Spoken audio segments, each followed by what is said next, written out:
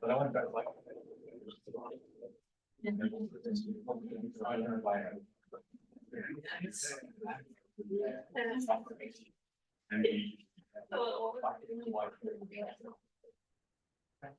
Yeah.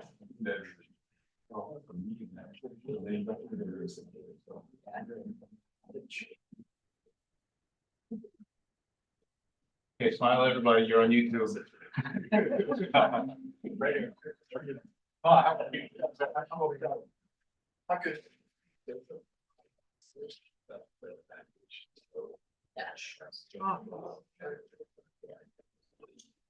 We need to bring that because it's all. No, it's fine. No, you should come up. Okay, thanks. I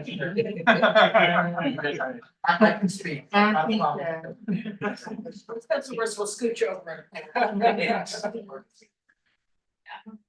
All right, good evening, everybody. Thanks, for, coming and spending your valuable time with us today. I'm John Tomeji. I'm the, first chair, I guess, of the Mauna Stewardship, Authority. I don't really like the word authority, but that's what we're given, so we go with the authority. The purpose of what we're trying to do today is one thing that we think is really needed just in general is more communication. We need to communicate with the community. We want the community to communicate with us. And I think one of the reasons we might be here is that communications, for whatever reasons, broke down. So we as a authority have committed to at least 4 of these sessions this year. So this is the first of 4. We've committed to doing additional sessions next year, including reaching out to, I'll call them the neighbor islands. We'll start with. Oh, so neighbor islands. And Anthony said that I'm not doing what I'm supposed to do. But so the idea though is to create communication. So to start us off, I've asked Lanakila as we start off all of our meetings with protocol. So Lanakila should be fine. Ask it during the not.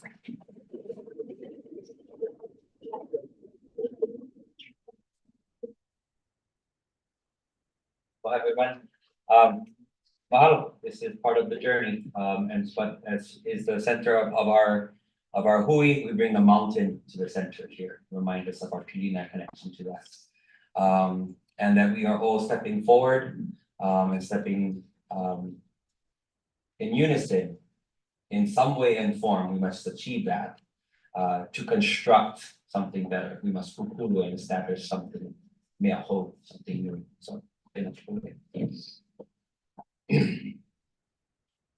Ooh, I know the mona, oh, boy, the mona, why can't you get over in the Bahini?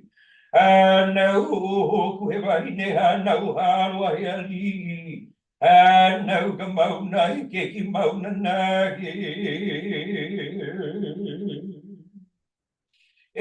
na hua velike na hua pi na hua aloha aina kukulu na kukulu hae kukulu mau makahua na makahainu eu hu ki ai mauna hu poha kuku he ili kapualo hua vai he ola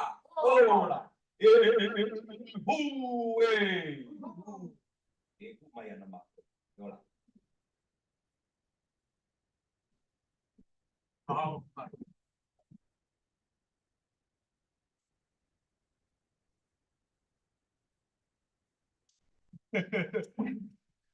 Yeah, I'm gonna figure this out. Oh, you're not in the. Yeah, I can't. It's great to join us. Oh, okay. There you are. Transparent. So, as I said, the whole idea for tonight is we want to encourage, we want to kind of explain what we've been doing for the last 8-9 months. in terms of, what we've been doing and where we want to go. But more importantly, what we want to do is to kind of hear from you guys about, where we're going and what we're doing. We have not, as a group yet, had any discussions about astronomy. We're not at that point yet. We are still trying to build this new organization. And I've spent all of our time building the organization. I tell people that the words astronomy and TMT have not been uttered once in the 10 meetings that we've had so far, because we're still trying to create this organization, and we've been challenged. Luckily, we have a one employee, we soon to have 2 employees.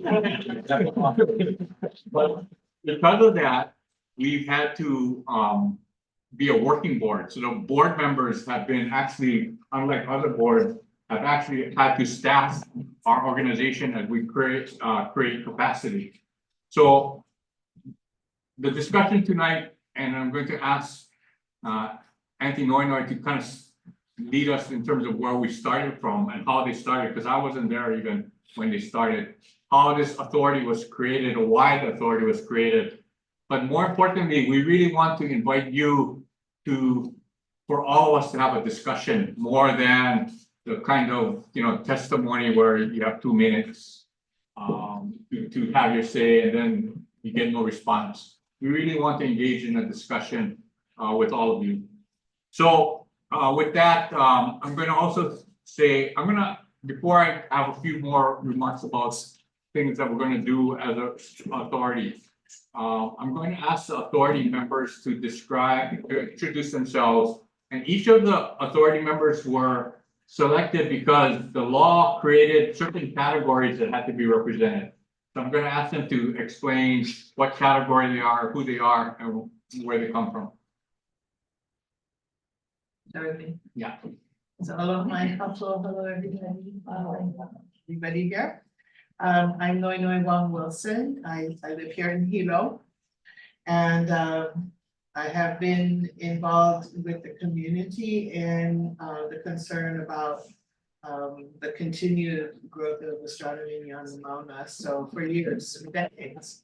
But I will say that for this group, for the MKSOA, the Mauna Kea Stewardship and Oversight Authority, I sit in a seat that was created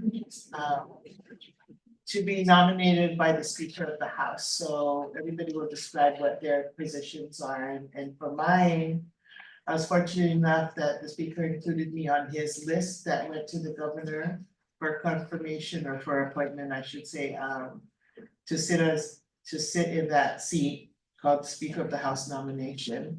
And then since I've come on the board, I've served as the first vice chair of this board, right? And then I also was a member of the working group, as some of us in the room are. So, yeah, so that's me. Aloha.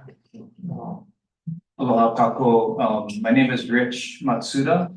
So I am the Mauna Kea Observatory's representative on the authority. So the way it worked was the Mauna Kea Observatory has provided a list of 3 names to the governor, and then he interviewed us and he chose to put my name forward for being confirmed by the Senate. So my background is I am the director of one of the observatories, Keck Observatory. I've been working in astronomy on Mauna Kea for 3 decades. So my expertise, if you like, or background experience being brought to the board is about astronomy operations on Mauna Kea. I live in Waimea, have lived on Hawaii Island for the time that I've worked at the observatory, so for 3 decades here. So happy to see everyone. You want to mention the limitation on your appointment, not being able to serve? Yeah, so in the Act 255, it explicitly states that the astronomy, so the Mauna Kea Observatory's representative is not allowed to serve as chair. So I think this is to bring balance into the leadership. However, I am allowed to be the second vice chair, so I serve in that role. I don't serve in the first vice chair role because the first vice chair takes over as chair in the event that John is unable to fulfill his duties for whatever reason. So I'm second, yeah. Plus you're not bossy, you know. So happy to be here. Good to see everyone. Thank you for coming up. Hello, hello. My name is Pomay Brom and I come from Waimea, Hawaii. On MKSOA, I currently serve as a team of this. As with many others who applied for the position, we've all gone through a vetting process and was appointed by the government to be in this position. As far as the specific narrative as to what qualifies you as a living descendant, my attachment and my kuleana is to those who are hunter gatherers, and who utilize the flanks of the mountain of Mauna Kea for subsistence. And it's also part of our kuleana to be able to reciprocate that. And so our ohana has kuleana, two aina, in Ahualoa specifically, one that is called Honoka'i'a and the other one that is Komoku, right on the flanks of Mauna Kea. And so my personal relationship, one of them, is being able to haul water actually up to Mauna Kea for many, many years with my dad, and to have that way going to the water tanks and then gravity flow down and feed everyone. And all of the animals below that eventually fed our communities. And so it's great to see all of you. Thank you for coming. Bonnie, Hello, Makako. I'm Bonnie Irwin. I'm the Chancellor at UH Hilo, and I'm an ex officio member of the authority, which means that I'm here because I'm Chancellor of UH Hilo, and I also am a non-voted member. I really appreciate the turnout tonight. Thank you. Aloha kako, wau o lana kila, mai wau, mai honoka'a. I serve on the cultural practitioner position. Myself, I'm born and raised on the northern slopes of Mauna Kea in Honoka'a. My wahi is from Mauna Wakea to Waipi'o. And I would say, my pilina, my strongest built relationship with the Mauna has definitely been as a kumuhula and as a practitioner of ori and mo'olelo, and a keeper of aha or ritual traditions. Having that wide scope of understanding cultural practices, engaging with the mountain, and with that the fine alignment of that when it comes to conservation efforts, as they actually they work very well together. Cultural perspective and conservation is one and the same in many ways. And I was also one of the members in the Mauna Kea working group. I helped to formulate this group. And back from being one of the Alaka'i leaders on the Mauna in our movement, and being one of the first to actually launch our direct actions climbing the mountain back in 2014. So seeing it through in every aspect that needs to be done to the point. right, Hello, my name is Ryan.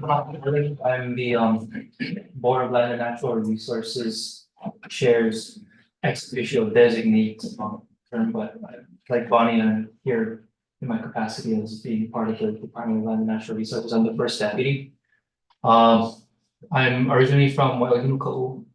I am a economic exile living on Oahu. So that's where I live now, and my connection to Mauna Kea, as far as my professional capacity goes, is I started work not that long ago, about a decade ago, as an auditor for Mauna Kea management, the Department of Land and Natural Resources and the University of Hawaii's management of Mauna Kea, about 2013, 2014. And then I transitioned over to the office of the Attorney General, or the Department of the Attorney General, where I was the lead attorney for the Department of Hawaiian Homelands. And then I transitioned into counsel for this authority, and now I'm here at the Illinois.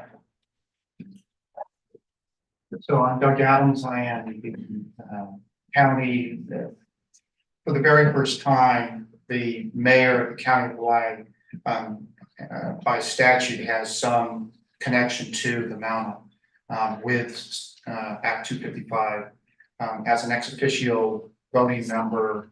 And then I am the mayor's designee. I'm a member of his cabinet, the director for research and development within the county.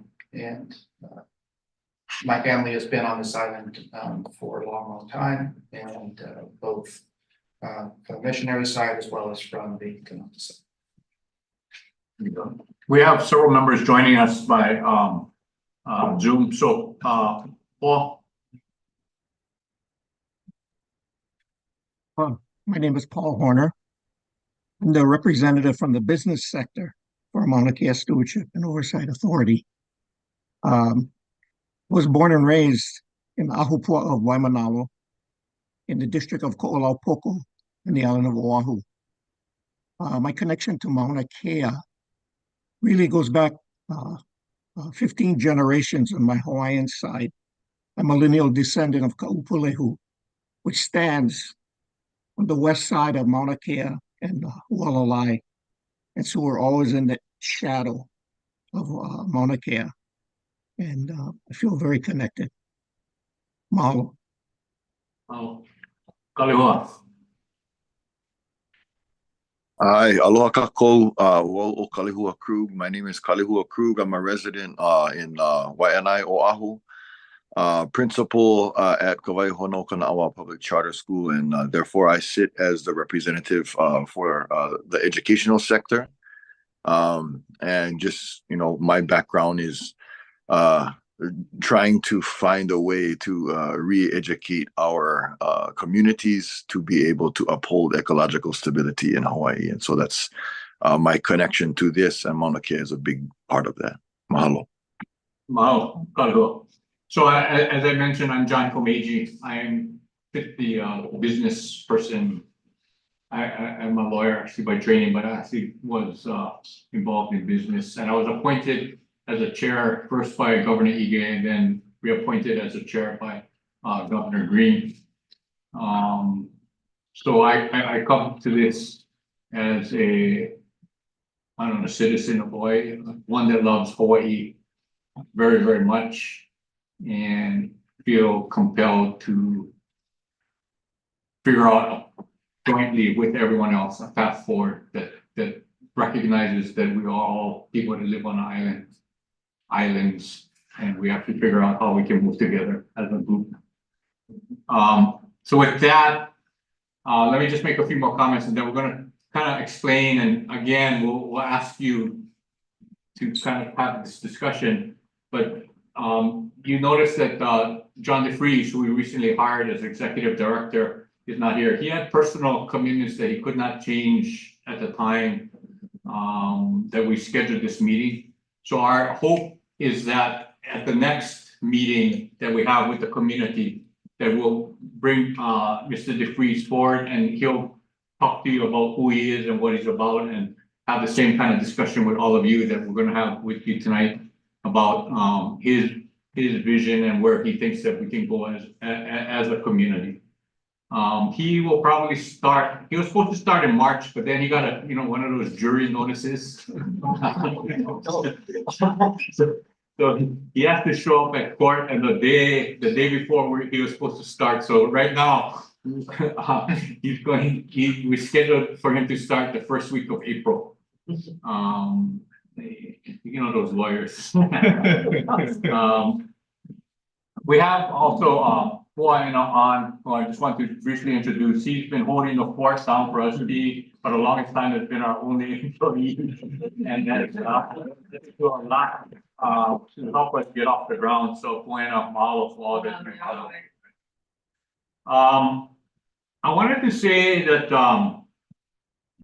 the other topic that I just wanted to cover, or two topics, just to tell you that we don't know much about them. But one is a lawsuit that OHA has brought against us. We're not allowed to comment on that lawsuit by way of our lawyers, but we're going to, as a group, we've decided to just proceed ahead and do what we got to do, because we have a 5-year time limit that's running on us. So we're going to proceed ahead, even in light of the OHA lawsuit. The second thing that made the news recently And we have no more information than what all of you know about, that was in the, Hawaii Tribune Herald, I think Monday or last week, I forget, but is this, idea about the NSF and TMT, right? There was an article that talked about the fact that, NSF or NSB, which is the National Science Board, has, said that, they're only going to fund one of two telescopes, right?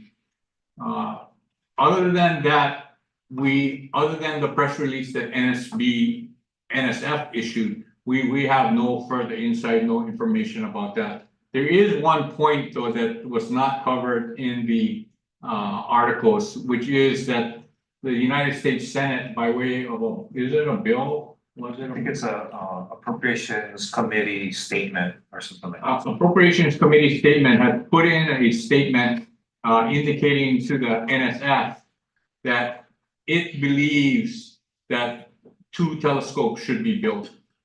But other than reading that, we have no further understanding of what NSF, NSB, or the United States Senate intends to do. So, if anyone wanted to ask questions about that, sorry, but we're not going to be very helpful in terms of illuminating that.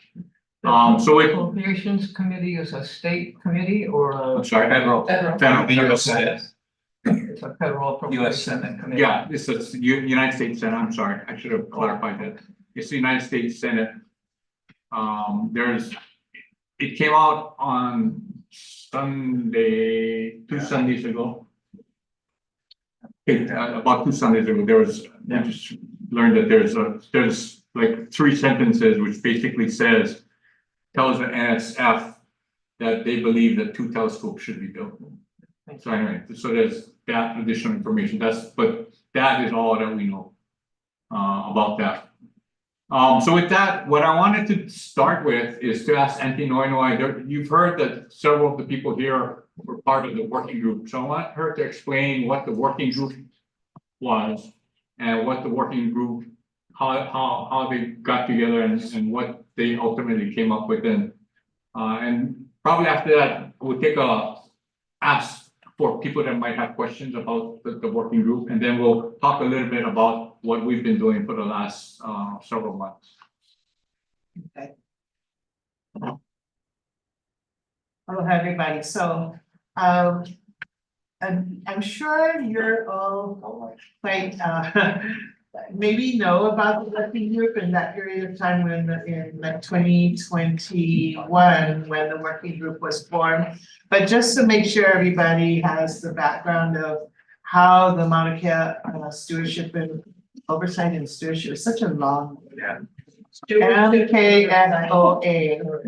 Sorry, I don't like acronyms, but it's shorter than saying the whole. Anyway, how the authority, we just call it the authority, was formed, really came about from the working group. And let me even go further back. The working group came about because, as if you recall, if you were living here in 2015 and then subsequently in 2019, the community, members of the community stood up to try and stop the TMT project from moving forward at the time. 2019 became such a large issue that it was considered, I think in Hawaii for 2 years running, it was considered the single largest issue in our community statewide, not just on our island, but statewide. And the division between people who opposed or supported the project became really divisive in all our family, in many of our families and communities. So there were people in Honolulu, the powers that be, who were very concerned about that division and trying to find ways to resolve what could possibly happen. And so the speaker, in his wisdom, in his opening remarks in 2021, the opening of the legislature, made an announcement unbeknown to all of us. I don't believe he spoke to anybody here that we know of, right, Lakila? that he was gonna form a working group. And when he made that announcement, we were all a bit surprised. We didn't know what that meant. And frankly, it took a lot to get a number of us convinced that this might be a viable way to go, that this was, you know, an attempt to try and bring community together and address an issue that was so divisive. And so there was a lot of tension at the very beginning and a lot of misgiving or mistrust maybe about participating in it. Eventually, some of us at this table, all of us at this, who are sitting here, agreed to go through the process, which was submitting our application and our name to the governor and hoping that we would get selected. So I'm sure there were a number of people, although we're not really privileged for that information. But the result was about 14 individuals were named, which included a number of House members, because this was a House of Representatives resolution. So there were a couple of House members, representation from the university, DLNR, OHA, and then some community representation. We worked, this group of 14 worked together for 6 months. So we didn't start until July when it was enabled, the resolution was enabled. And for 6 months, from July to December, we worked really hard, like weekly, and with committee work in between to try and address what this was all about and how could we possibly come up with some scenario that might better address how Mauna Kea should be managed. So if you recall, there were some pretty scathing reports, you know, over the decades about management, and then a final one written by Kulibalu Don Chang, who's now the DLNR chair.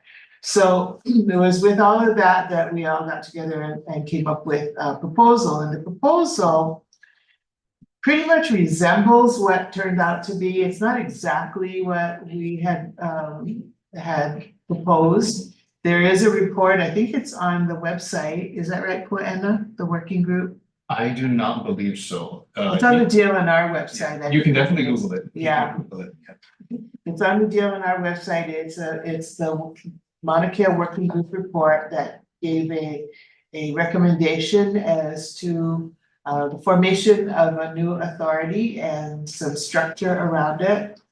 And in fact, for the working group, the area that we offered for consideration was from the Daniel K. Inouye Highway all the way up to the top of the mountain. So we talked about we talked about helping to care for the Mauna. I don't like to say managing because the Mauna manages us. Yeah, we don't manage Mauna Kea. But in those terms, it was about how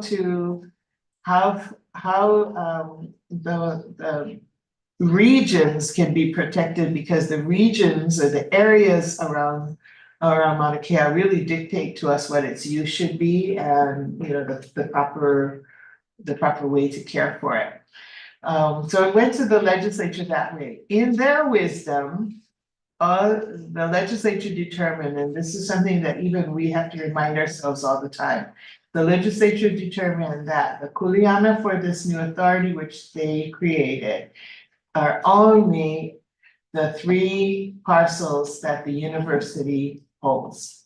So that's and then Greg can give me some detail, but it's the area around the visitor center in Halepohaku, only on that side of the road, so not across the street.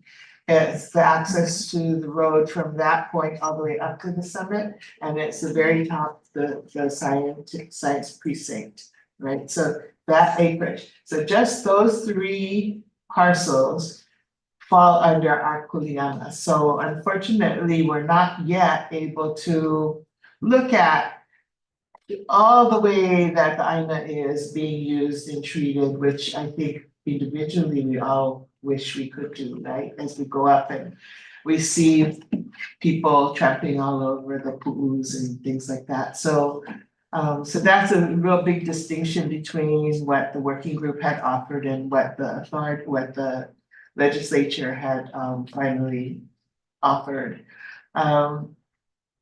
That and the legislature, and I guess they'll talk about it in Act 255, just provided this new authority, which has sort of very important responsibilities for taking care of Mauna Kea. For me, personally, the biggest difference between the biggest change that the authority brings about is the authority language and its vision is for caring for Mauna Kea for future generations.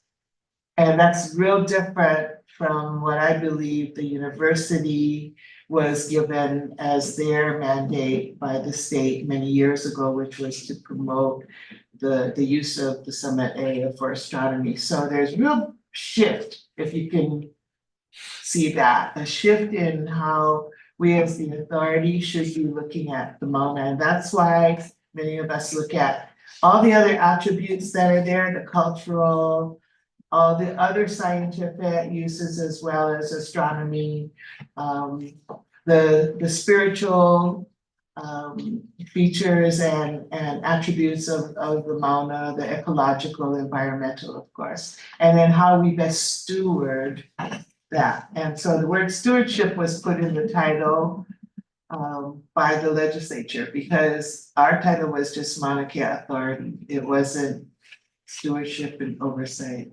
authority, but they added that specifically to indicate, I think, their intention of what we're supposed to be doing.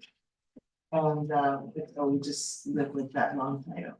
And so that's pretty much how we got there. The other significant thing I think is embedded in Act 255, which is the law, was at least part of the cultural foundation that came out of the working group. So if you look at the working group report, we had Antikua Kanako'ole Kanahele as part of our working group, and we spent, I would say, of the 6 months there in our meetings, the first 2 months just really getting to understand the cultural and spiritual perspective of this place. And that was with her training and her teaching us. And so the working group holds a lot of cultural information, the working group report does, and the act includes some of it, not all of it. Some of it in the act is there, like, let me see if I can see these things right. Aloha, Mana Aloha, which is our love for Mauna Kea, everyone's love for this place. And what we know is the Mauna's love for us too. For Opukupuna, which is about,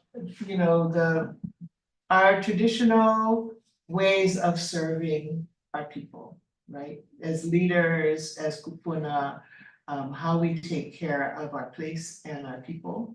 And the last one is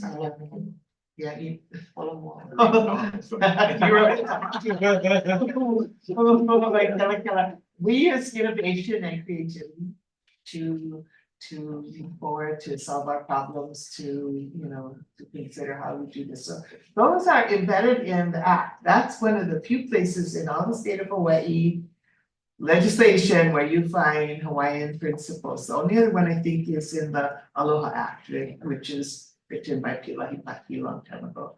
So that I think is significant, and we remind ourselves all the time of those principles being the underpinning of what the authority is all about in our work. That's why we start with Protocol every time we meet, and that we, even in our rules of organization, the first thing you're supposed to do is come up with your rules. How many times you meet, how many people, all that kind of stuff. In our rules, we try to write it in a way that is more conducive to aloha and our ability to work, in that framework of Mauna Aloha with with each other and for the single purpose of taking care of Mauna Kea. And so also in the Act 2, I just want to mention is real specific that that astronomy will remain one of the purposes of the summit area. So there's more detail, way more detail that is included in the act about the things that we have to be mindful of and how we have to follow that roadmap. But that's pretty much a general view of how we started with us on the road back in 2015, 2019, which seems so long ago, but it was like yesterday. And then how we progressed in that short period of time till today, where, as John said, we're trying to actually put the legs under us so we can move forward. Yeah. Yes, so before I open it up for questions or comments from everyone else, I'll ask the other members of the working group if they want to add anything. I'll just add, so I was fortunate to be representing astronomy in that working group, and one of the things that I learned from participating in that group, and I tried to practice as an authority member, and I would like to just say it out loud so that we can try to strive for this as a group, is that there was a real equity of voice in the room in that working group. So the kupuna really kind of upheld a practice of kapualoa. So everyone was kind of expected to bring out their truth, and the respect in the room was held so that even if you had a different perspective, you were still expected to express that with genuineness and in a respectful way. And the others around the room listened to that and kind of expected you to say what you have to say. And that went for every person, and the enforcers, if you like, of that ethic of equity were the kupuna who kind of kept us in check. So so say if someone said something and you react to it, no, you gotta let that person finish. That's what the kupuna would tell us. As we kind of deliberate difficult issues going forward, I would like to kind of continue that and count on a kupuna to help us with that. And so that we don't get into kind of negative ways of interacting on different perspectives and different ideas. Just add that. Well, I was on the working group as well. The regions asked me to represent them. And for me, it was a tremendous learning experience, first and foremost, because I hadn't been around all that long. But I agree with Rich. What I really appreciated was that it was a safe space and an honest space. And the fact that, when we started that process, and Mauna Kea and I were probably as far apart as anybody in the room, given who we were representing and all of that, but I don't feel like that today. And it was largely due to that process. So I think that was an extraordinary foundation for the work that we have to do now. Exactly. That's where, for me, definitely as a kia'i mauna, it's been on all levels. This is where the continued journey and the continuation of our kapu, as we hold ourselves to the highest principle and accord in order to achieve something more. And that is, as we've spoken about, as TMT was one of the largest issues in our communities, and we saw how it was, and then we've heard a lot of stories of how it created friction in families, in households, across Hawaii. So for me, putting my energy behind this effort and such too, and saying that we're doing something very different than what is accustomed to your typical state agency or state office. And part of that is that we need to be the role models. And as when we stood as role models on Mauna of standing for what is right, having to do the hard lifting work, which is years of dedication and focus and listening and discussion, whole it continue to hash things out, but walking away is not an option in that sense. It's kind of like, for me, that's the one of a practice you hear, you don't get to walk away. you gotta make sure it gets done with, and it's gonna take us years to do, it's gonna take us years to do, but we're gonna also stand and we're also gonna listen. And so, of course, you know, me and my background, I'm like the youngest dude around here. And this kid came out from Wanaka. There's a lot of learning, and I'm very humbled and very, very aloha to everyone for stepping in from the working group. I know that it was a very hard place to step into. You know, a lot of my fellow Kia'i, I know we're still leery of this process, but I understand that change is never comfortable. And we want to see change of what we've been seeing on the Mauna. So we have to have the hard discussions, and someone has to walk that journey. And so I made that, I know myself personally, I've made that oath to the mountain back in like 2012. Far long before there was ever a stand, such a way to see it through all the way. So and that this is part of that process, and having to educate myself in the process and have to continue to share and learn. I just can definitely say it's an honor working along many of you and all of you, and definitely, you know, again, obvious opposite sides of certain discussions, but we can still speak to each other respectfully, and we did that work to find the middle ground. So mahalo. Thank you.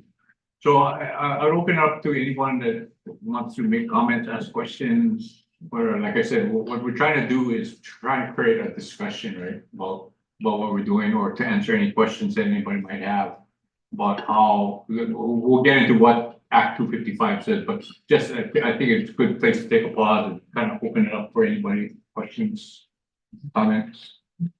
Go ahead.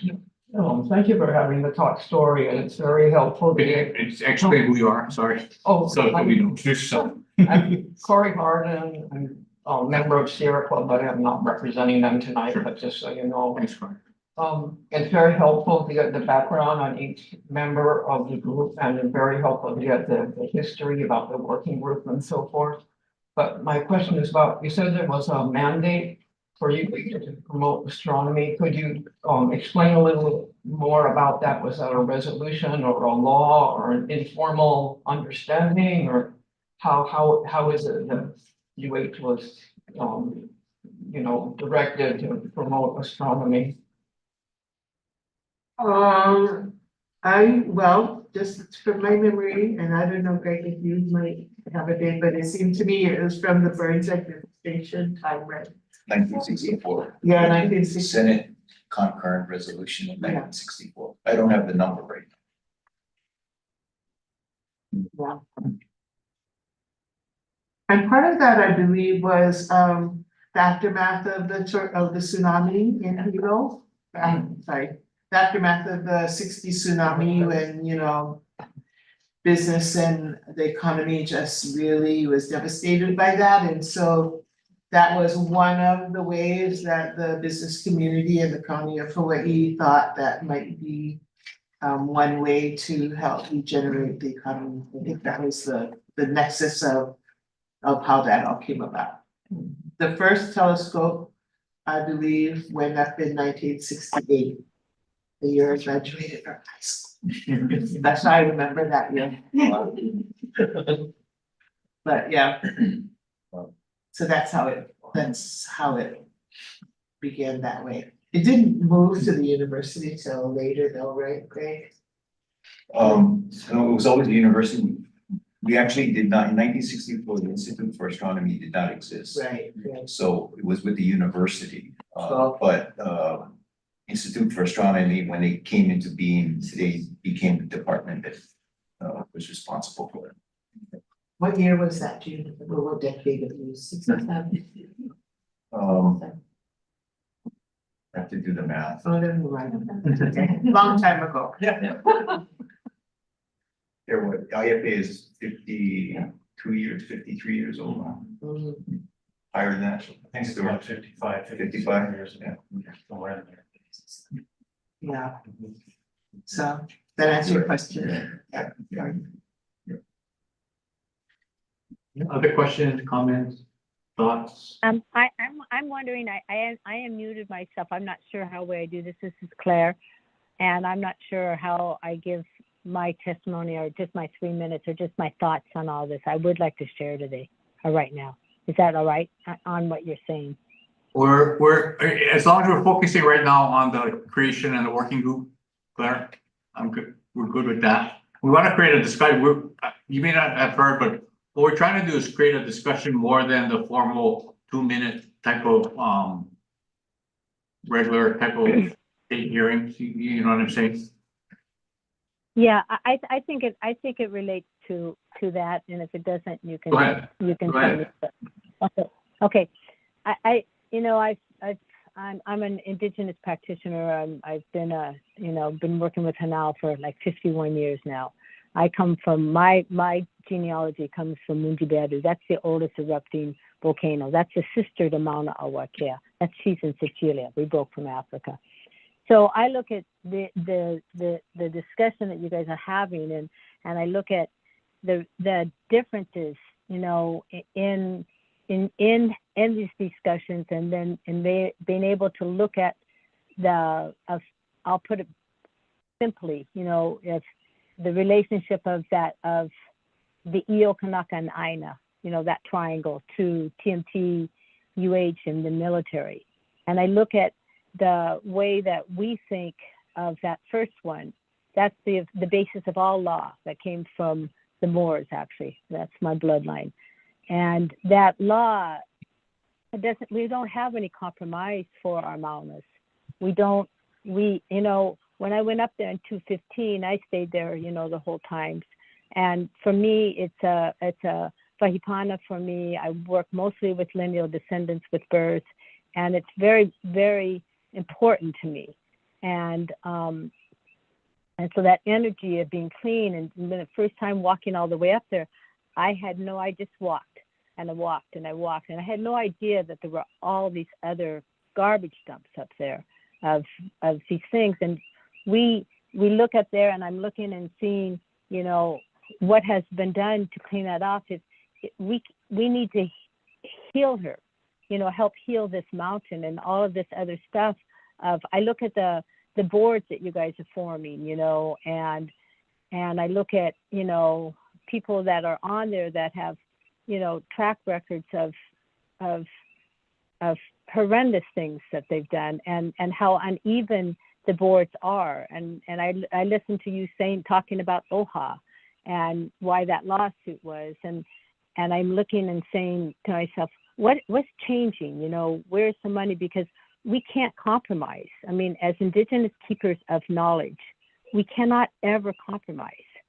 And so I look at all this money and all these boards and all even the votes, the joint ventures, that group, being up without a Mauna, everybody, we all assumed that we were all saying, no more destruction, no more war, no more bombing, no more bombing of our Eevee. And yet there were people from joint ventures that were up there in the meetings, and I'm just going, how do we heal all of this when it's not straight up, and when we don't really have our representation being heard, other than us being, staying up there, being with the Mauna, and never will leave.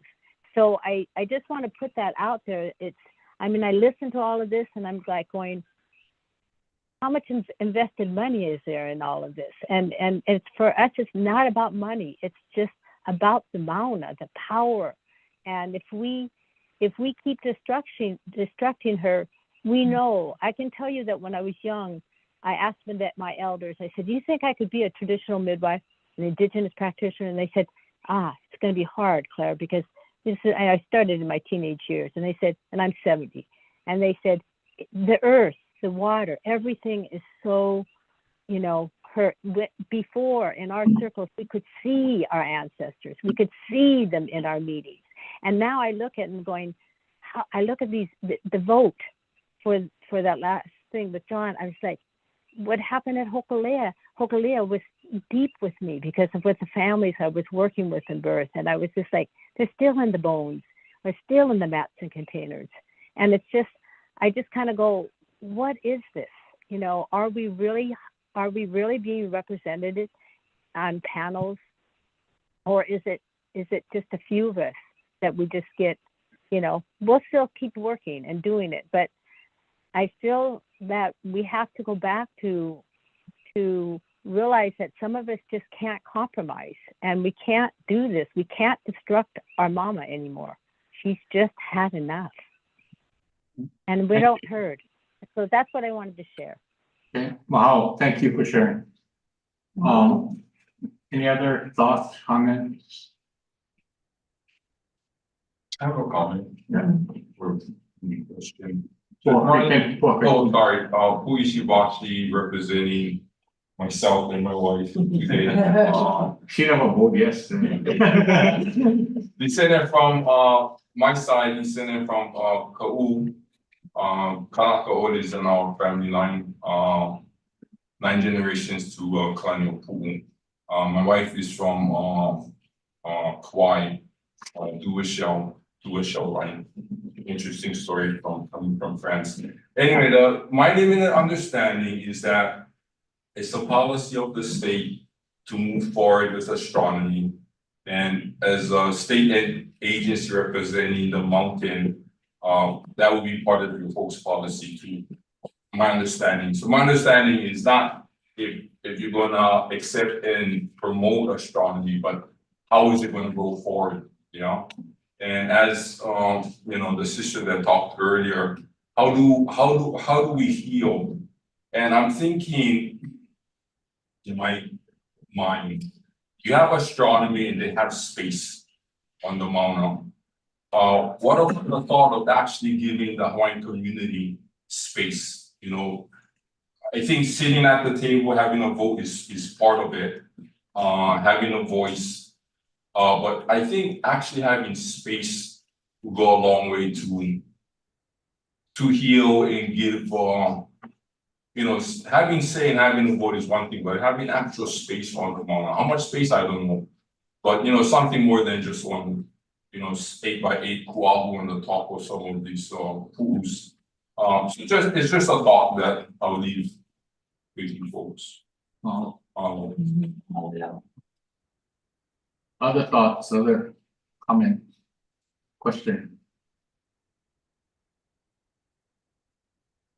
Okay, so let me just briefly describe what Act 255 does, right? So Act 255 was passed in the session of 2022. And what it created was it created a new structure in terms of how management, I know the NP doesn't like me to say management of the Mauna, but how the Mauna would be taken care of going forward. And what it did is it created for the first 5 years, the Mauna Kea MKSOA would be a joint manager with the University of Hawaii over the Mauna. So what it is that you have now the Center for Mauna Kea Stewardship, in my view, at least, having two kind of bosses, and people can choose to disagree in terms of how they interpret the act. But the Mauna Kea Stewardship, MKSOA, is one of those two bosses, and we as a board have the responsibility to care for the Mauna, and we will be involved in decisions that impact and affect the Mauna.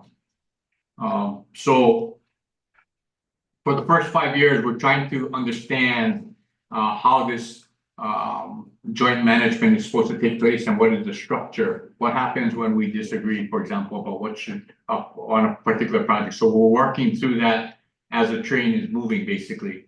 So we're creating this new process as we're moving, and that creates sometimes creates agreement, sometimes creates some friction, but nonetheless, we have to figure it out as we're going. So so far, we've had a very good relationship with the University of Hawaii, but we do have and anticipate that at some point there may be things that we disagree with, and we're going to have to kind of talk it out, work it out to see what is best for them. After 5 years, the Mauna Kea MKSOA will be the sole organization that's responsible for caring for the Mauna.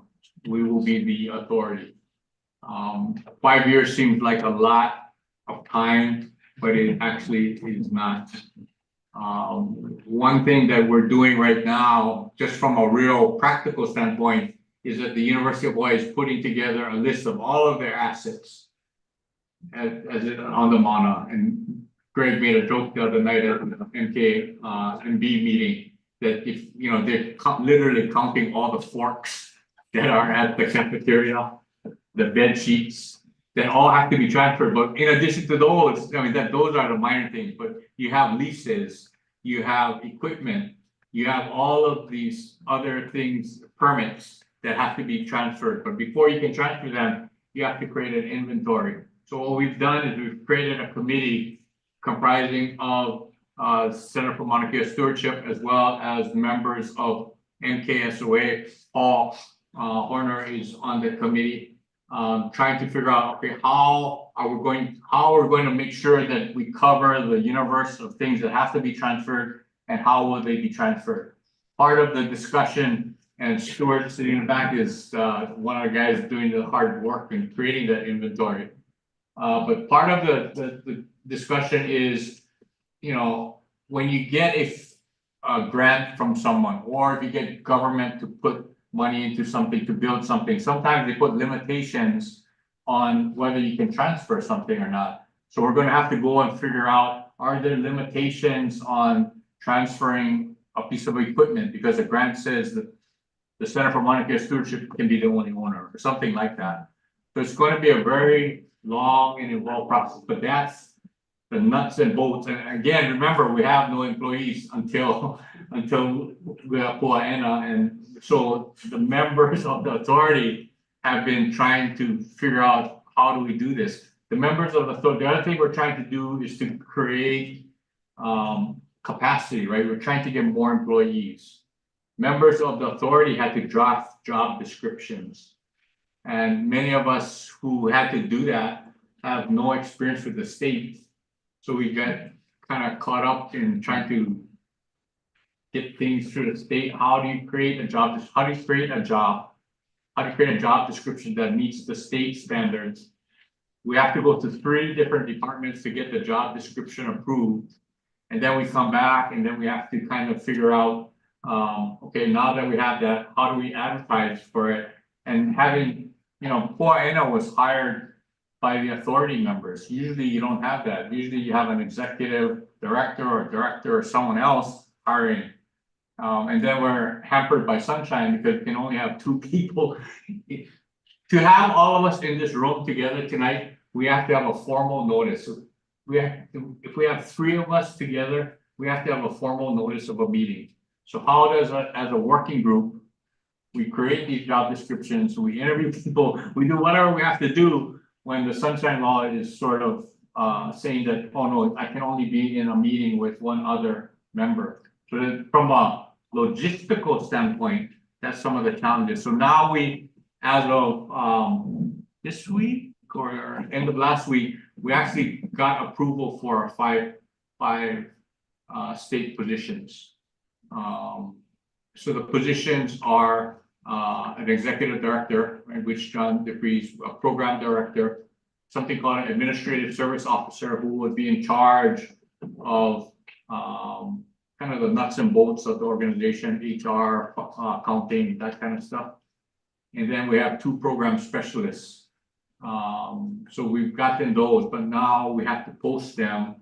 And my belief, and we have to have a further discussion, is that the hiring now becomes the responsibility of John DeFries once he becomes on as the executive director. He is responsible, and so that heavy lift is taken off. But we have a committee now that is trying to figure out how we transfer the assets. We've had kind of ad hoc committees on how to create job description and hire. So that's involved a lot of work by all of these members of the authority. The other thing that we've started is that the University of Hawaii has a very extensive master plan and management plan that some of you, it's like this thick. We will have to, under the statute, have to create our own master plan, right? It took many years of hard work by the university to create that master plan. But there may be areas in that master plan that members of the authority or the authority as a body don't agree with.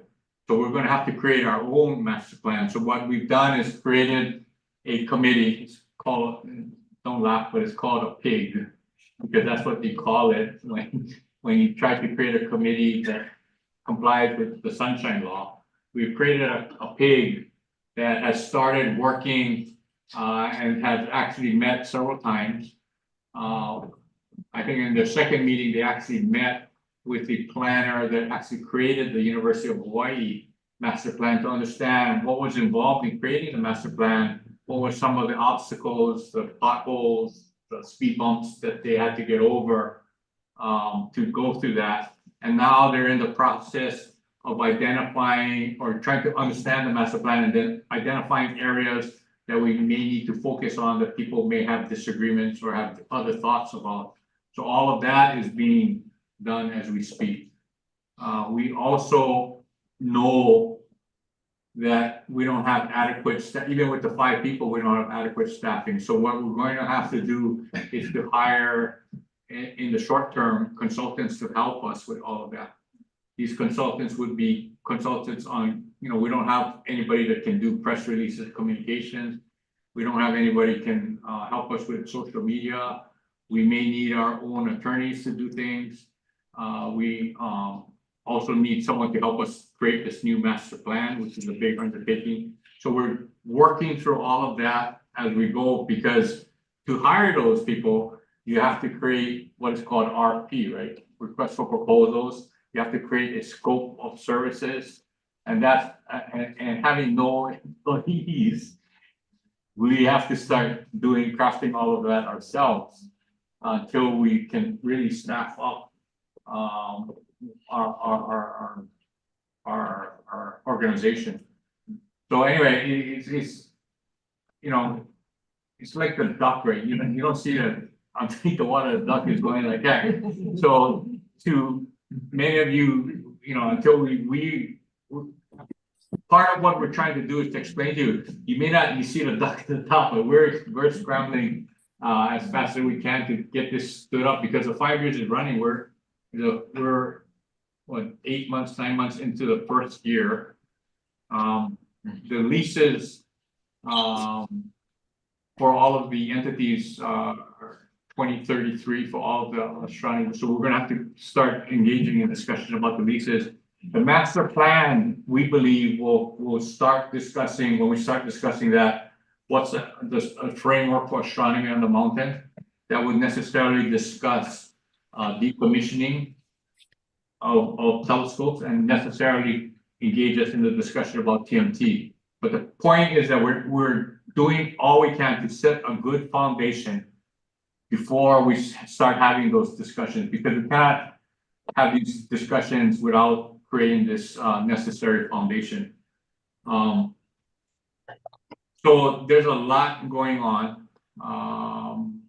I thank all of the members of the authority who have served on various committees and PIGs to move this forward. Hopefully, when we start bringing in the 5 people, we'll get more capacity to start helping us craft some of the things that we have to craft, as well as allowing us to focus on the master plan. I don't know if you guys, anybody on the authority wants to add, and then I'll open it up for. I would say, to the level out there, now you can see it's the boring part. It's the late work, it's the background, and it's a lot of clerical and admin work. That's what we're gonna be in for the next minimum 4 years. But it has to be done so that we are well-trained paddling canoe. We gotta move together. So that is where really there is no conversation on releases or any of those kind of big decision things. That's not gonna be happening for a while. We still gotta get basic staff. And so I know a lot of people reaching out and stuff about how can we learn. There's job descriptions coming up. Yeah, so that's a big thing too for people, for our Ohana and our community. Part of helping to become part of this effort for a better vision for our Mauna.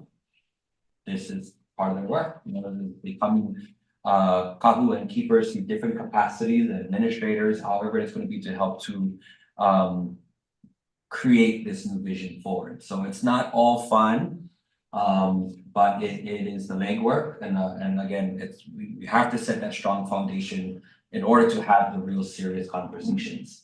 And yeah, it's a lot of work, and I will say for myself, you know, this is a great opportunity. That's where right now there is no predestined kind of idea. Besides right now, the only predestined thing that's set in this is that the mountain is at the center. And even that particular, I will speak to this on my, that even yes, that if you see in Act 255, it is still a policy of the state to support astronomy. That is still congruent that has to apply to how do I say? It has to be able to do so in the means of still centering the care and well-being of the mountain. And so setting up kind of that structure and how we're gonna do that, that's very important, but it takes it takes community participating and being willing to do the work. Yeah, we're laying that out. Come on, you wanna say anything? Yeah, I would just add that we are in a time where we are restructuring the arc. Right, the arc of any doorway that holds up that is the foundation for holding up anything that is above it. And so to our kanaka, to our ha'aina, the work is long. It's not gonna happen overnight. This is work that's gonna have to go the distance. And it's gonna take talent, it's gonna take skill, it's gonna take people who understand that the mountain before anything else is first and foremost. And the care of the mountain is what has, and the question of the care of the mountain is what has actually brought us to this point. So because of that, there's space on the canoe for the work to be done. Because we have to do it. Because we don't have a choice but to do it collectively. The only way we start to understand each other is if we work together. That doesn't mean we agree with everything. It just means that we get to be on the same deck space of a canoe so that we can understand what the vision is. If you don't understand the vision, if it's a vision of question, then we can't go with it. So to the Nekila's point, the positions will become available. It's uncomfortable. This is not where I would have chosen to be 5 years ago. And yet we collectively have to do the work. I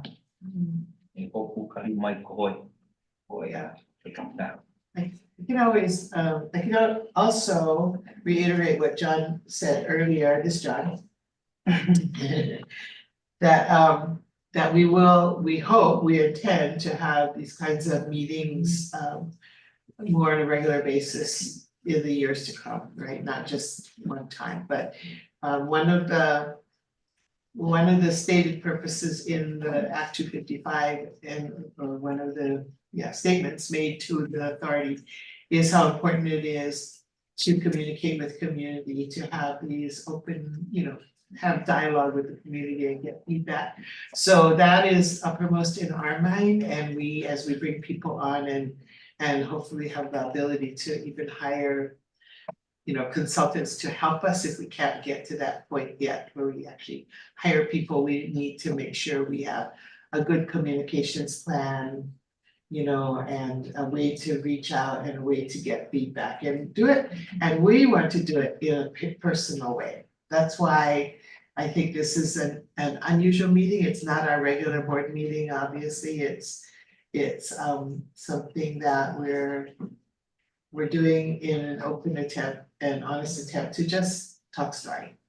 And interestingly, I'll just say, the state really doesn't have a process. So we're kind of on the cutting edge over here in a number of ways, and we'll hear about it tomorrow. I'm not looking at the screen. That's our But attorney. our attorney over there. I feel like not looking up. I don't know if my thoughts back here.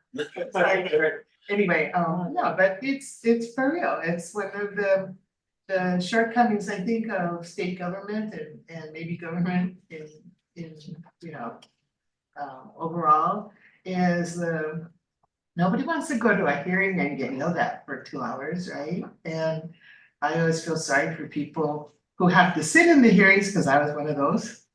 I tried not to yell, but you know, I did my 2 minutes or 3 minutes, and I feel sorry for the people who have to sit there and listen to it and aren't allowed to talk, right? Just have to be stone faced and listen to people. Because for the most part, a lot of them are just volunteers, just like us.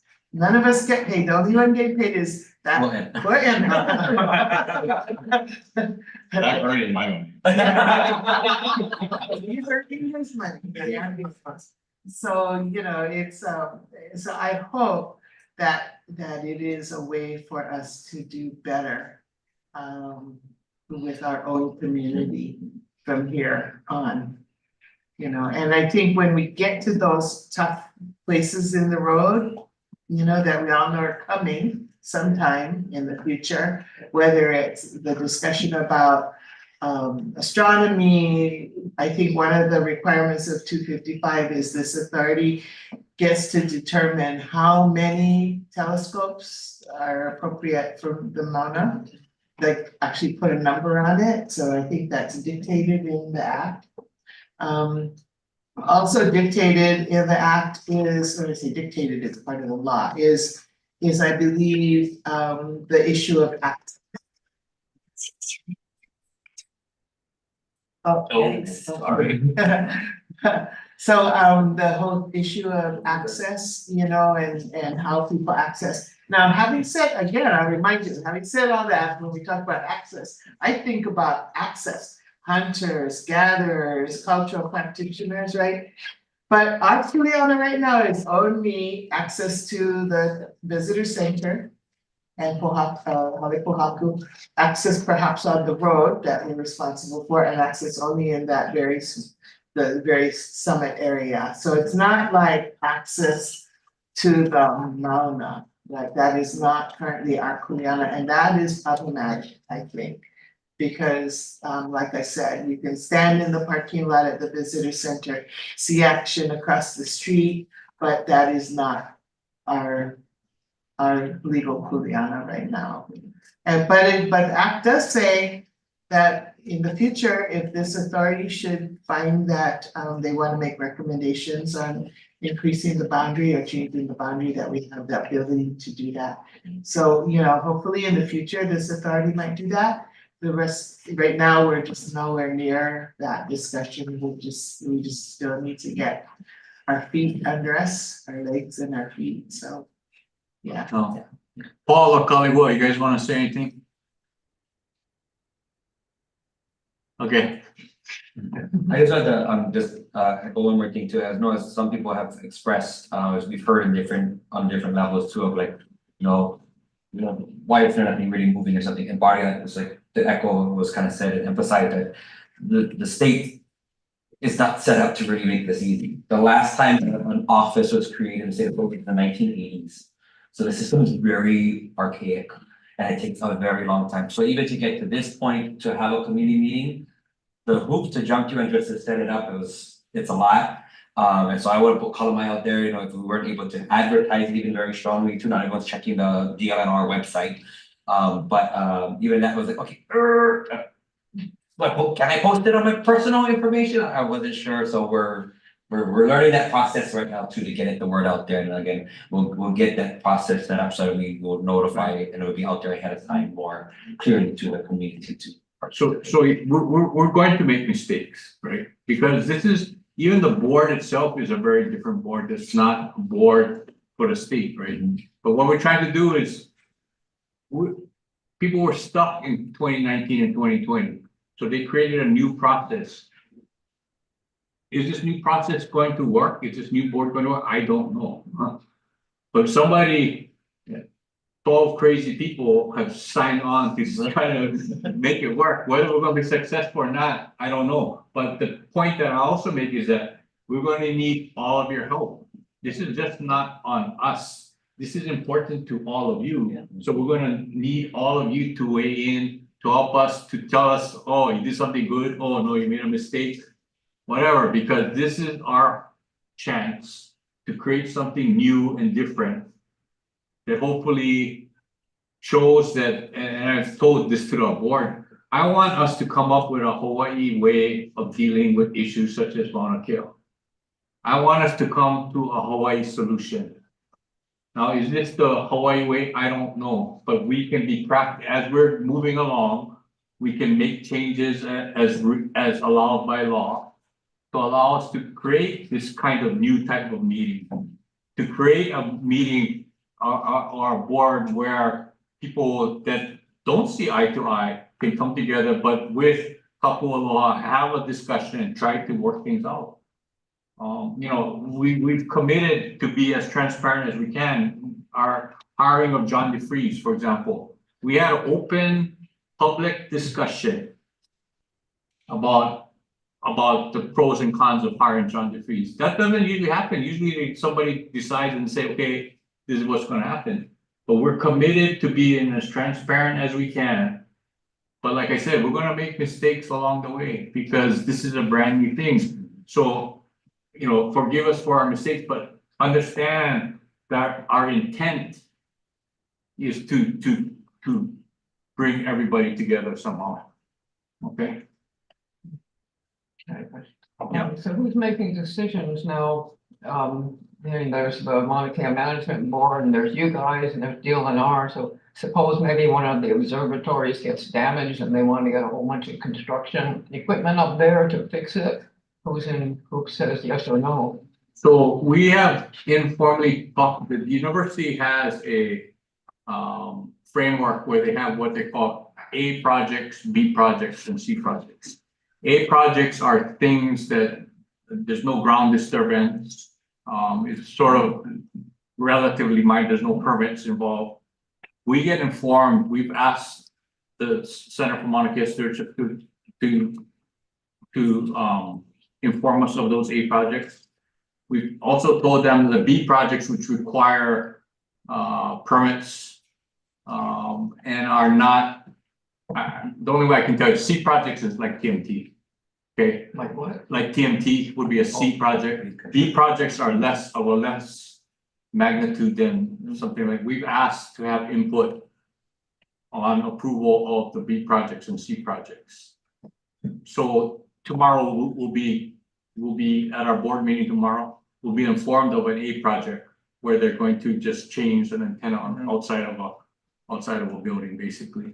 Yeah. So we have asked that we have that ability to weigh in, and I forgot to mention that we've created a committee between the University of Florida Regents and our representatives is Noi and myself, that if there's a disagreement, we throw that disagreement into this committee to see how we can work it out. The committee can bring in whoever they think is appropriate for that particular project to help us. It may be somebody from DLNR, maybe somebody else to help us try to work through that project.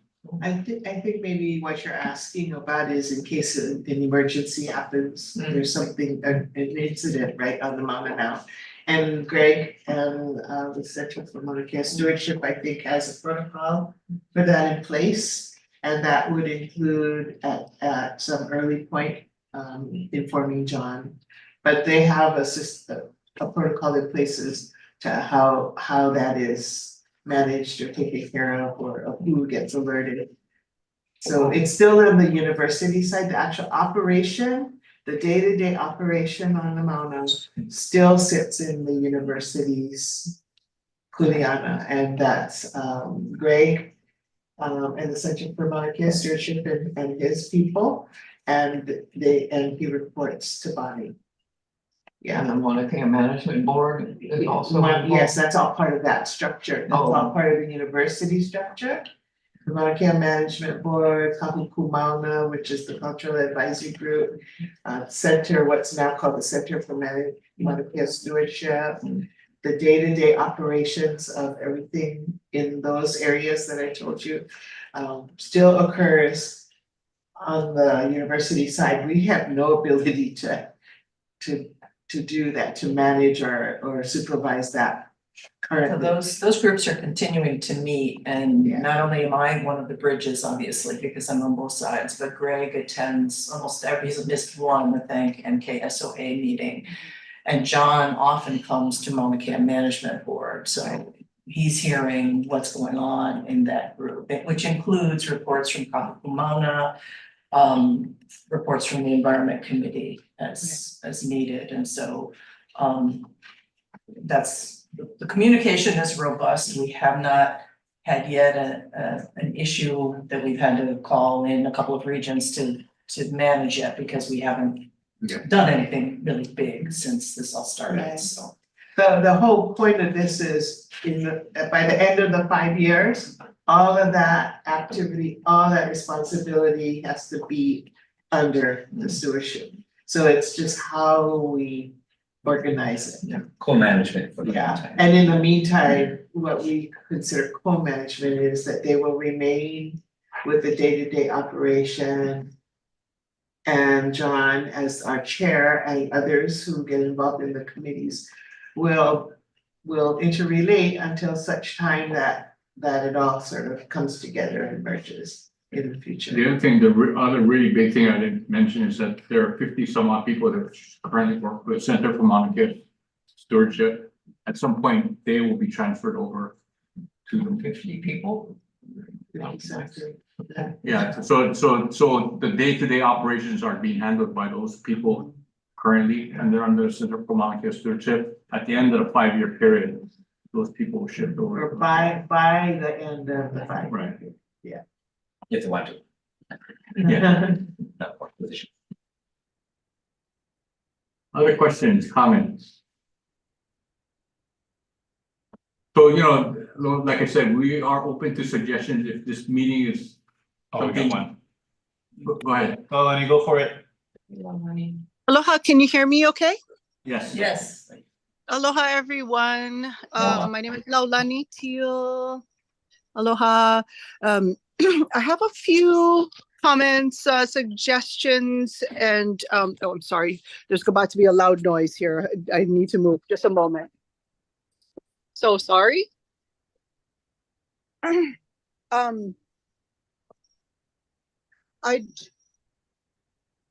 like to make a few suggestions.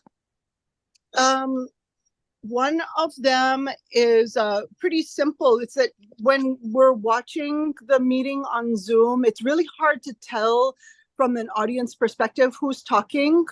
So I don't know if there might be any way of addressing that, maybe with a subtitle, and I don't want to give the staff person more work to do, but just or just naming yourself or something, just so that we can follow it, because it's a little hard to follow without being able to tell who's speaking.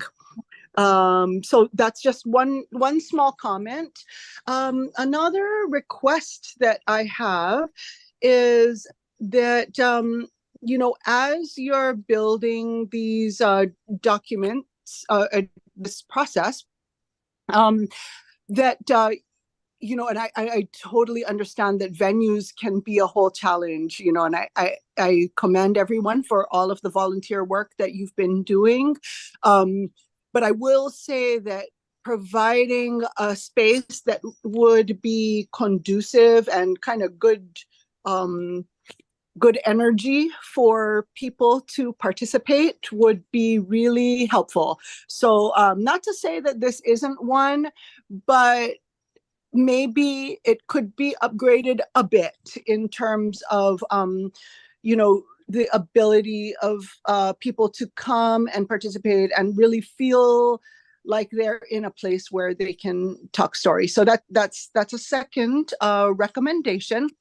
A third recommendation, this is more of a something for the document that you're working on itself, but I would really like to see this adopted early on if possible, and that is to early on to adopt as a board UNDRIP, the United Nations Declaration on the Rights of Indigenous Peoples.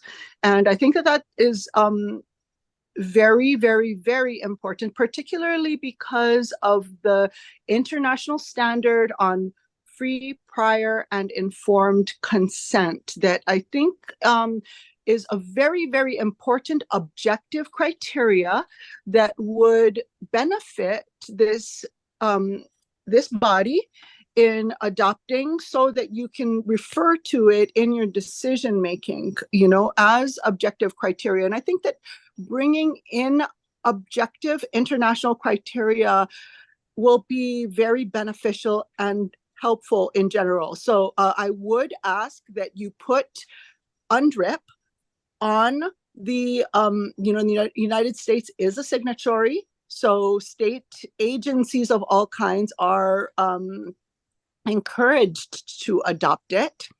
And I would just ask that you put it on perhaps the next agenda or a very soon upcoming agenda that this body adheres to UNDRIP. So that's one request that I have. And the kind of the most important request that I have is that there be clarification. You know, I work in peace building in the community around Mauna Kea. I've been doing this for over 30 years now. And, you know, I'm not going to pretend to be unbiased. I am a Kia'i as well. But I will say that it is really important for a very productive relationship with the community as a whole. It is very important to clear up misunderstandings right from the outset. And I will say that some of the misunderstandings around this body, I think, could be cleared up pretty easily, even if everyone doesn't agree on TMT or you know, any given matter in front of you. Still, to clarify, you know, that this body is not, you know, I'll just say the most pressing thing is that this body is not facilitating conflict resolution in the community that serves the purpose of facilitating the 30-meter telescope. And I think that is very important because, quite honestly, a lot of the community does feel like that is happening, and for a very good reason, because TMT is actually saying this worldwide. And I mean, like literally today, Dr. Kirshner actually went to the University of California and said it to the astronomy students there, who asked him some very, very good questions. And it has been said publicly by the National Astronomical Observatories of Japan, and it has been said many other places by TMT and by supporters of astronomy development. So I think that a few things that would help, you know, I'm not going to say build trust, but I think that there should be understanding built. You know, to say what you're not doing and to be very clear about it is very, very important. And perhaps even to look, because this body is named by these people, and make no mistake about it, they are naming this body as the means by which this problem is supposedly being resolved in the community, and therefore they're okay to proceed with TMT, and it's being used in promotion for the 30-meter telescope. So if it is at all possible, I would highly recommend that, if at all possible, perhaps the executive director might write a letter to Dr. Kirschner or to the TIO to clarify that that is not this body's purpose, and that you have a different plan, and to say what those plans are, and to say that this is not resolving matters which are still very much under discussion. And I would very, very much recommend to those kia'i on this board who are participating in this process, bureaucracy can be so overwhelming, just like you said. And in that, to not lose sight of what is occurring right now. And I would really strongly encourage each of you individually, I know you can't do it as a board, but individually, to take a stand publicly about your position about the 30-meter telescope and continued astronomy development, so that it is clear, because I think that that would help to clarify a lot of things for a lot of people. I will say that it's, I know it's very hard when you're working very hard, and there may be some, questions or suspicions in the community, which maybe they're rightfully, but they might be directed personally, which is hard.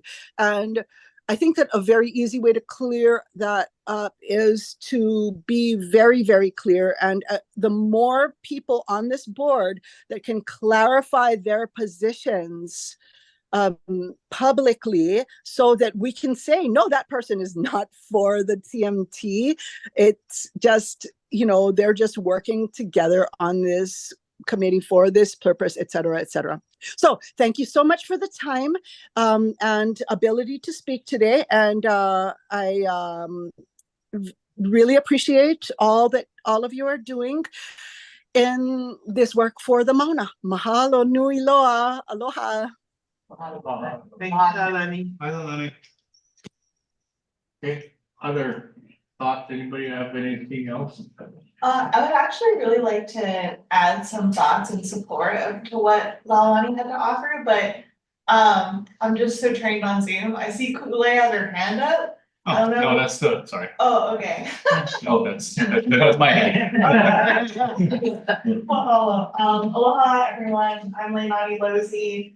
I'm the current Hawaii Education Engagement Manager at the Gemini North Telescope. But I'm here just as a community member and as a young professional, young Native Hawaiian woman from the island of Oahu, who moved over here 10 years ago to find that connection within astronomy and our Hawaiian spirituality. That really drew me in my first year at UH Manoa, and I've been here ever since. I've done a lot of learning in order to come from the very astronomy academic background to actually understanding the generational trauma that surrounds construction on Mauna Kea. And so, in true talk story fashion, I just want to offer that to you so you know who I am. But for what Lalani was saying in terms of clear communication, I agree that I think that's super duper important, and to maybe, if it's all possible, consider in those 5 positions that you're hiring one of those be like a communications director instead of just having consultants do it. Because, even from our Hawaiian perspective, storytelling is critical to who we are, right? And I've seen a lot of good, earnest, hardworking entities who try to do great things on Aina, whether it's Mauna Kea or other parts of our Aina, who when they don't have their storytellers in place, when they don't have those communication systems supported because of state money doesn't go to outreach or whatever, the rest of the public doesn't know the good work that they're doing. And then when push comes to shove, right, it kind of all becomes moot. You're using the analogy of the duck, right? That you guys look like you're kind of just coasting along on the water maybe, but there's all this work going on under the current. And I think it's really important to make sure that that story is told, like, you gotta take the duck out of the water, be more like the meme, like, you're not talking around. Because in the end, I think like when this 5 years is up, people are gonna be questioning, right? People are questioning now, they wanna understand all this, so. Yeah, that's just what I wanted to support from what you had to say. And that just in sitting here with you all, I'm trying to think about like, what can I offer in this short time in our first talk story session? Yeah, that's all I've got. Thank you, Lenny. Other thoughts? Sure. Go ahead. Hold on, waiting to, Chair, yeah, just really quickly, 'cause I want to make sure that what Laulani was what she said is acknowledged in a way that represents the conversations we've already had previously. And the important part is that I think as an authority we do understand that we're not here to rubber stamp any project, and that having the robust and in-depth conversations amongst us as members has already been our methodology. And so I want to make sure that that's said and represented, because I think the clarification that we're all looking for may not be at the individual level, but the clarification that we're looking for is as an authority, as a collective, that we are not a group here that's just going to get politically railroaded. We're not going to rubber stamp. None of us are getting paid. This is really something that we undertake as an endeavor to heal a major societal rift that occurred over the last 10 years or more. And so I give my pledge of clarity that that's not my stance, my seat on this authority, that we will engage in really deep conversation about these issues and try to come up with the best decisions when those decisions come to us. And it's not just about the TMT. So mahalo for the time. Right, thank you, Kalehua. I would also follow up a little bit, Laulani, thank you for your mana'o, that's really important. I wrote down all your comments. But I also want to clarify that this authority has never taken any position on TMT or any other project for that matter.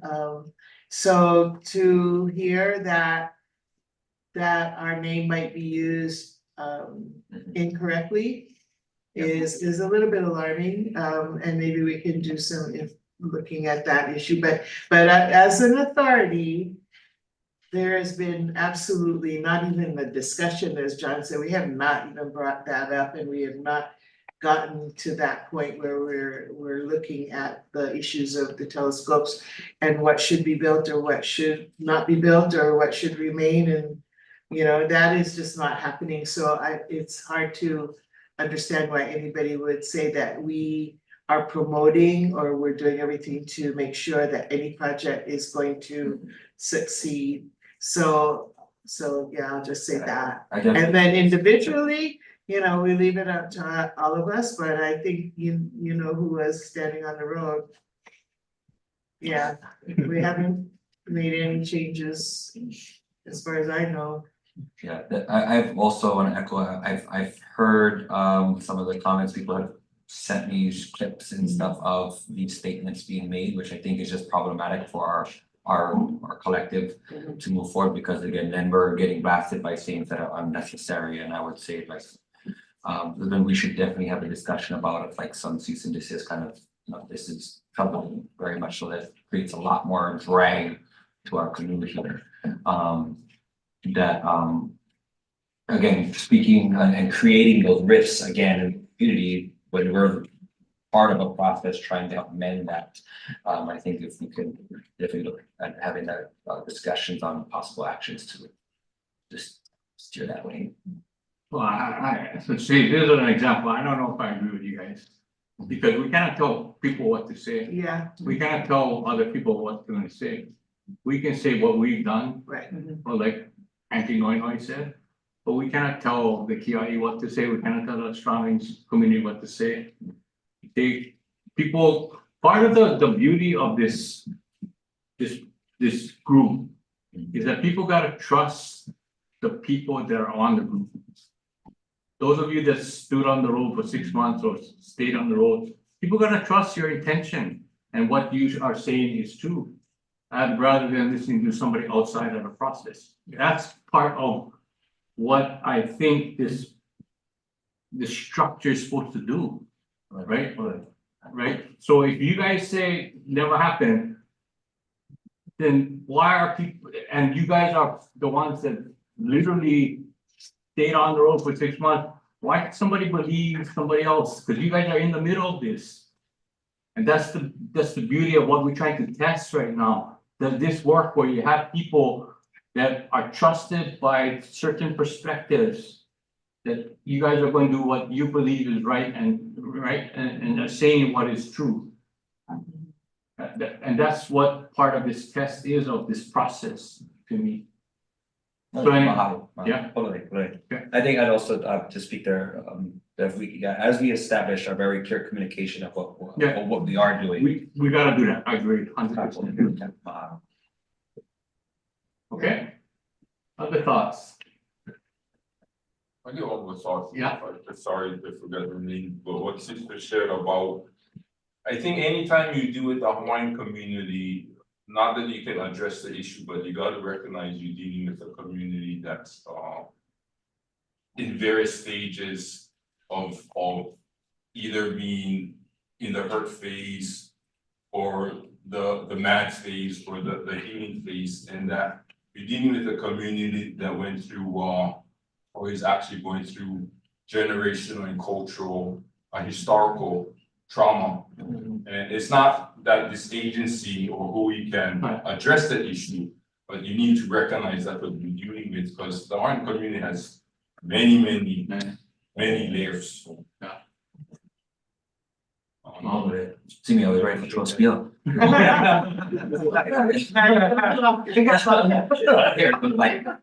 Troll's spiel. You say the heavy lift. Yeah.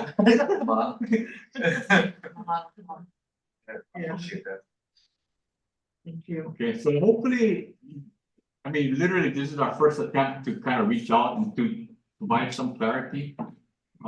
But like I said, the next one, we're gonna bring John in, so you guys can meet John and ask him questions where he's coming from. And have a similar discussion, and, you know, we welcome all of you. You just understand, we're trying to go at a kind of a systematic way of building this. We haven't had any discussions about astronomy, and at the right time, we will. But this is not the right time yet. Yeah. So we appreciate everybody coming, and sharing your thoughts. We always stand open to you know, call on any of us if you have additional thoughts or comments. Okay. Mahalo. Okay. Thank you. Need a motion.